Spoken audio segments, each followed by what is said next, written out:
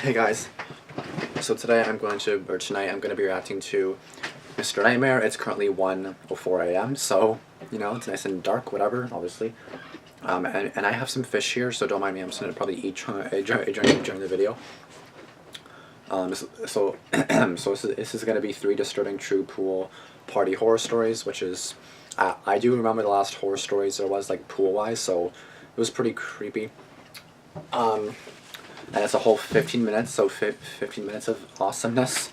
Again, don't mind me, I'm gonna be having some fish with some dressing because I'm weird and oh yeah, like this shit's like really good. Like if you don't, like what are you doing if you don't have, like I have to order this all the time because I love it.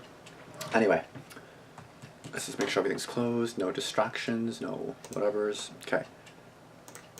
So yeah, don't mind me, so I'm gonna drink probably. No, it's right here. Yeah, let's get into it and see how creepy this video is.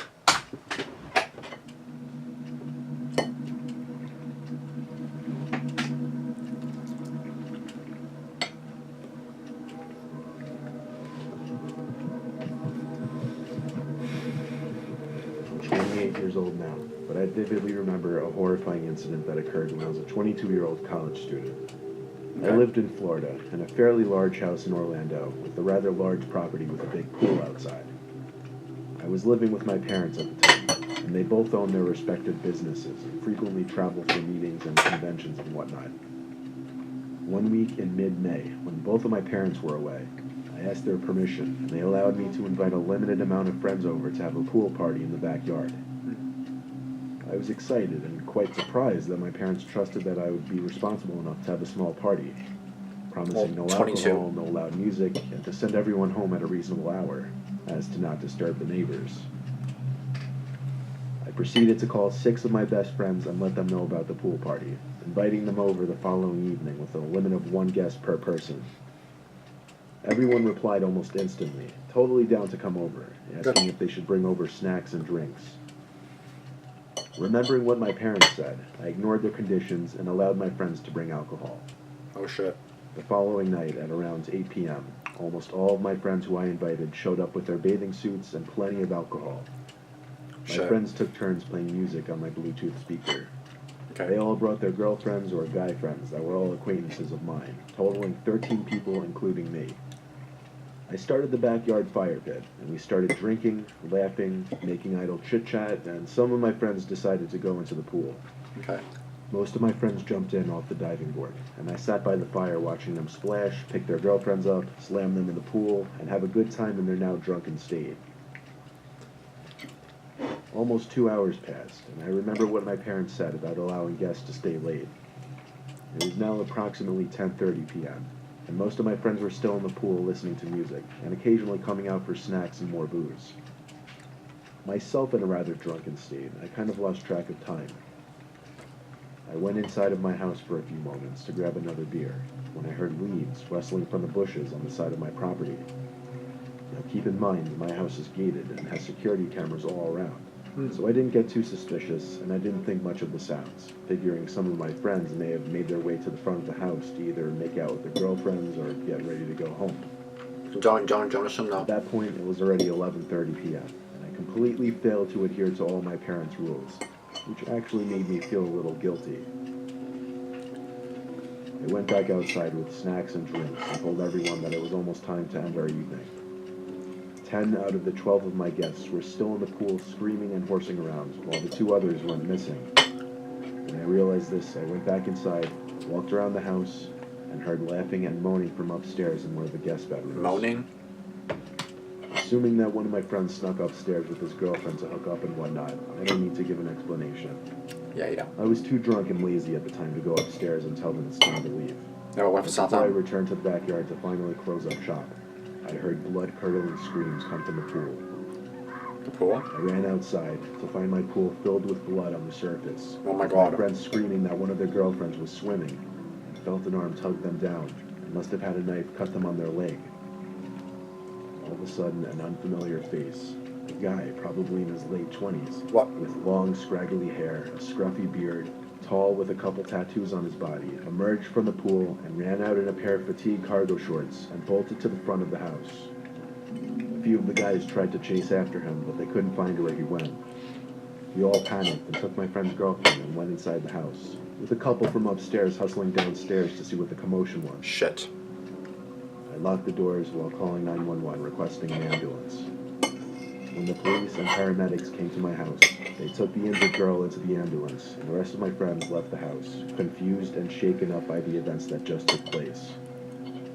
The police and I went to review the security footage, and lo and behold, when I heard that rustling in my bushes, there was the guy, who somehow made it over my gate undetected, went to the side of the house and casually blended in, and went into the pool with the rest of the guests.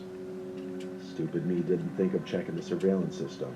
Too drunk and concerned about my friends having a good time, I irresponsibly let an intruder enter my parents' property undetected. I gave the footage to the police, but to this day, they were never alike to identify the intruder. And of course, when my parents returned, they found out what transpired, scolded me, and never allowed me to have a party in the house again. Yeah, that's why you always like make sure like it's someone you know. Like, oh yeah, it's just one of my friends. No, bitch, you have to check first. I was once invited to a pool party when I was 17. Okay. One of the more popular kids in our school was throwing a high school graduation pool party where his parents wouldn't be home. The kid's name was Daryl, and he had a huge backyard with a nice in-ground pool, perfect for pool parties, though most of us have big yards where we live because we're in a less congested town. I wasn't close with Daryl, so I hitched a ride with a couple friends who knew him better. Okay. When the three of us stepped into his backyard, it was packed. It was actually impressive how many kids were there. I'd say at least a quarter of the entire grade was at this party. Oh shit. We wanted to say hi to Daryl because it would be the right thing to do coming into his party. Yeah, say hi to him. We asked a couple kids we knew if they'd seen him. They said they hadn't seen him for a while now. So we asked others and got similar responses. What happened to him? We soon realized nobody seemed to know where Daryl was. Maybe he was in his house with a girl or something. That maybe. We Assuming just again. went about our own business. We played beer pong, people splashed around the pool, and the night became a daze overall. Yeah. I didn't jump in the pool because I didn't bring a bathing suit and I just didn't want to get wet. Okay. Throughout the night, I would hear other kids screaming, "Where's Daryl?" It seemed others were trying to find him because it was weird he hadn't been seen for nearly 2 hours. Me and the two friends I came with joined a little circle of people talking about how Daryl hadn't been answering his text for a couple hours. Still, people were just chalking it up to maybe him being upstairs with a girl. How about that long? Who knew? It was his party after all. Anyway, some more time passed and I had to go to the bathroom. Uh-oh. There were a bunch of people inside the house, and there was actually a line for the bathroom. Oh. I opened a door in the hallway, and it led to the basement. My house had a bathroom in the basement, so I figured there was a chance this one did as well. I turned on the light in the basement and walked down. He's Started looking probably for a down there. bathroom. There were only 2 doors down there, though. The first one led to a closet. There was another door on the other side of the basement. It was shut, so I went over to it and tried the doorknob. It was locked. I knocked on the door. There was no answer. The thing about this lock, though, it seemed I would be able to pick it unlocked simply using my fingernail. So I did just that. I knocked again before opening the door. I was expecting to see a bathroom, but instead I saw a big pitch-black room. It seemed to be a boiler room. However, there was the faintest little yellow light emanating from what appeared to be some kind of boiler machine in the far corner of the room. And in that light, I could see a person, surely a person, standing right in the back of the room. My heart dropped when I saw the person duck down behind something. Who was it? I thought, what if that was Daryl? Yeah, but why would he be doing I that? looked for the light switch and found it. It was one of those hanging switches that you pull down. I turned the lights on and went over to where I saw the person hide. The room was cluttered with tables and a washer and dryer machine, so the walking space was kind of arranged in a circle. I got to where I saw the person not even 20 seconds earlier. I saw Daryl laying on the floor in a bloody mess, Oh my apparently God. passed out. Oh my god. I looked back up to the door to the boiler room when I heard footsteps coming from that direction. There was someone rushing out the doorway. The For a split second, they looked back, and I instantly recognized the face of a kid named Todd from our grade. Oh shit. He was a very quiet kid that creeped out a large amount of people in our grade. Instead of calling the cops and tending to Daryl, I ran upstairs hoping to catch up to Todd to make sure there were other witnesses to his presence there that night. I made it upstairs to the hallway and started to scream for people's attention. Everyone who was in the living room came to look and could see Todd rushing out the front door. They saw him. They were now witnesses to his being there. I told them all to come downstairs and see what he did. I would have considered rushing to tackle him, but I didn't know what weapons he had on him. That's true. When we all got downstairs, we saw multiple stab wounds in Daryl's legs. First thing we did was call 911 for police and an ambulance. Daryl was rushed to the hospital, while at least 10 people vouched for me when I saw a kid in our grade named Todd at the scene of the crime. Yeah. That same night, police apparently raided Tom's house and he was arrested. I'm pretty sure he's still in jail. Not sure if they got him for attempted murder or what. Yeah. Daryl is fine now, but everyone believes that Todd did what he did out of jealousy of Daryl's popularity. Really? Todd didn't seem to have any friends in school and would often be picked on by kids in Daryl's friend group. I'm not Really? saying Todd was justified at all, but it's scary what bullying can drive some people to do. That's true.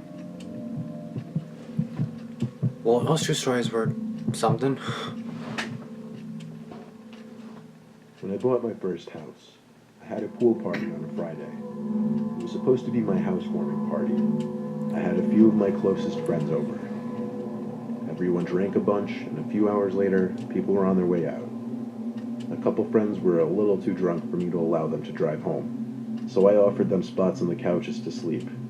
I'll call those two friends Rob and Dan for the brief mentions they'll get in the story. Okay. By the time I went upstairs to brush my teeth and get ready for bed, I thought both Rob and Dan had already passed out on the couches downstairs. When I got into my room to change into my pajamas, I heard a splash in the pool in my backyard. Excuse me? I actually muttered to myself, "What the hell are they doing?" I went to the window to look out to the pool, and in the pool was one of them just standing in there.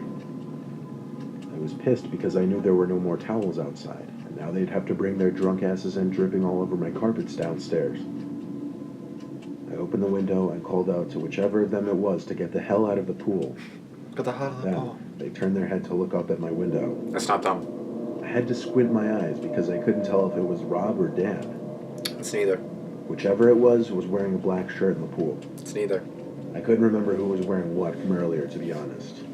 But whoever it was, they just had a staring contest with me. It's not them. For over 10 seconds, whoever it was just looked up at my window at me. It's not them. I had grown impatient with them, so I went downstairs with my shoes on. Uh-oh. But I froze at the bottom step when I saw both Rob and Dan fast asleep on either couches in my living room. My next course of action was running to the kitchen to grab the biggest kitchen knife from my knife holder and running outside. Running outside? I turned the backyard light on before I went out so I could see. The pool was now empty. I walked to the edge of the deck to the pool and stopped. I looked into the pool, making sure no one was hiding at the bottom. Then I looked out to the further depths of my backyard, by the trees and bushes. And there was a guy there. In one of my trees, I was 90% sure I saw someone sitting on one of the thicker, lower branches. Even with the knife in my hand, I was still way too scared to go out there and confront the situation.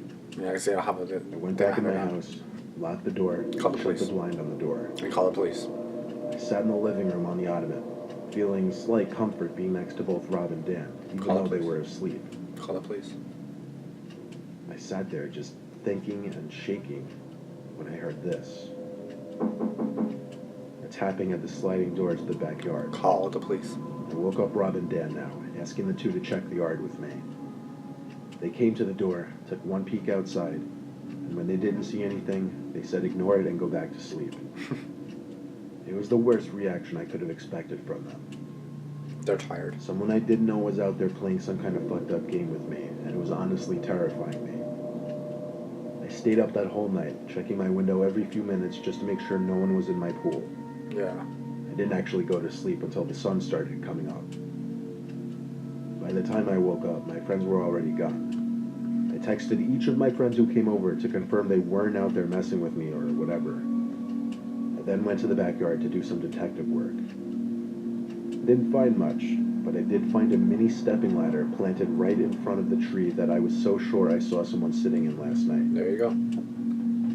I grabbed the ladder and went to go put it back in the shed.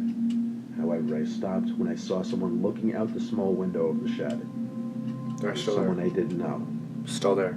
I dropped the ladder and ran to my house to call the cops. There, finally.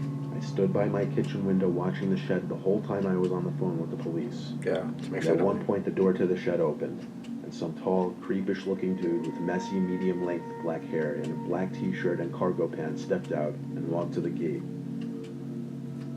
I gave the exact description on the phone, as well as to the cop who came to my door. Yeah.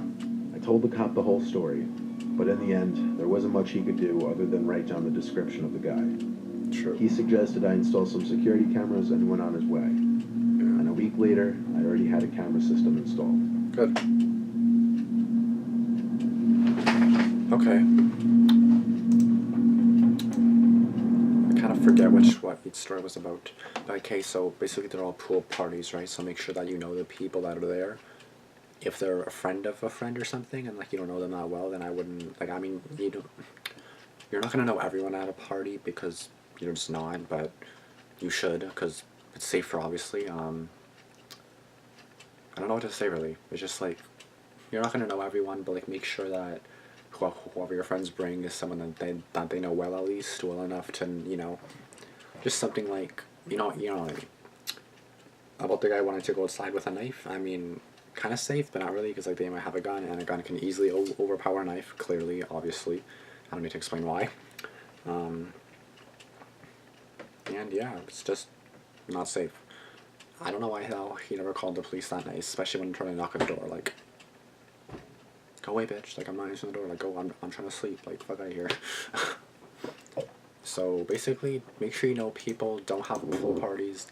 Me, I don't have any parties at all because I'm a loser, but, if you guys want to have parties, then do it, but make sure you safe, you know what I mean? Like, yeah. Just make sure that, Mr. Nightmare's viewers, are you going to delete this? Yeah, I was kind of like, is this video going to be deleted? I was actually expecting it to be gone again, because last time it was gone, so.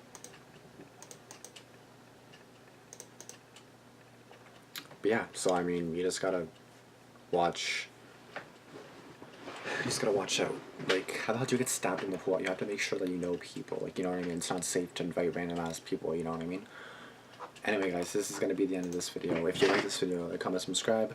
Like, comment, and subscribe. I'm still trying to get to 1K. I don't know if I'm ever gonna get there. Seems like I've been at 950, 960 for a while, and I'm just trying to get to 1K. And it's just not happening. So, I mean, share this video with your friends. And yeah. That's it.